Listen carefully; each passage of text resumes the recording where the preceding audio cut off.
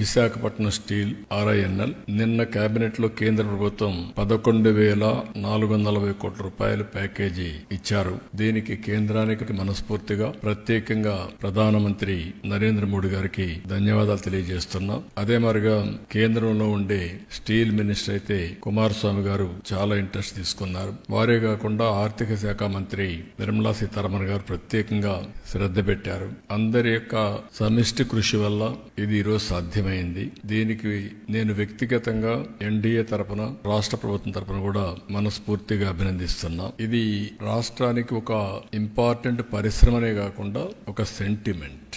విశాఖ ఉక్కు ఆంధ్రుల హక్కు, దీనిపైన ఉద్యమాలు జరిగాయి, ప్రాణ త్యాగాలు చేశారు. ఒక్క విశాఖపట్నంలో ఉండే నగరవాసులే కాకుండా సమైక్య ఆంధ్రప్రదేశ్ మొత్తం ఆందోళన చేసి ఆ రోజు తెలుగు జాతి సాధించుకున్నటువంటి ఉక్కు ఫ్యాక్టరీ ఇది. అందుకని ఎప్పుడు కూడా ఈ ఉక్కు ఫ్యాక్టరీని కాపాడుకోవాలని అన్ని విధాల ప్రయత్నం చేస్తూ వస్తున్నాం. 1996లో ఇదే మాదిరిగా ఇండస్ట్రీ సిక్ అయింది. ఆ రోజు నేను ముఖ్యమంత్రిగా ప్రధానమంత్రి వాజ్పేయి గారితో మాట్లాడి 1,650 కోట్ల రూపాయలు ఆ రోజు ఈక్విటీ ఇచ్చి మిగిలినంత లోన్ కూడా తీసుకుని ఎక్స్పాన్షన్ గాని అదే మరి దాన్ని స్ట్రీమ్ లైన్ చేశాం. అక్కడి నుంచి అంటే ఎప్పుడు ఈ యొక్క స్టీల్ ప్లాంట్ కి ఇబ్బంది వచ్చినా ఆదుకునింది ఎన్డీఏ ప్రభుత్వం. ఆ రోజు ఇక్కడుంది ముఖ్యంగా తెలుగుదేశం ప్రభుత్వం, ఇప్పుడు ఎన్డీఏ ప్రభుత్వం. మళ్ళీ ఇలాంటి అనేక సమయాల్లో ముందుకు వచ్చి ఇవన్నీ చేశాం. చూసారు కదండి. మరి ఈ వీడియో కనుక మీకు నచ్చినట్లయితే ఒక లైక్ కొట్టేసి మీ అభిప్రాయాన్ని కూడా కామెంట్ బాక్స్ లో తెలియజేస్తూ ఇలాంటి ఇంట్రెస్టింగ్ అప్డేట్స్ కోసం మా ఛానల్ ని సబ్స్క్రైబ్ చేసుకోండి.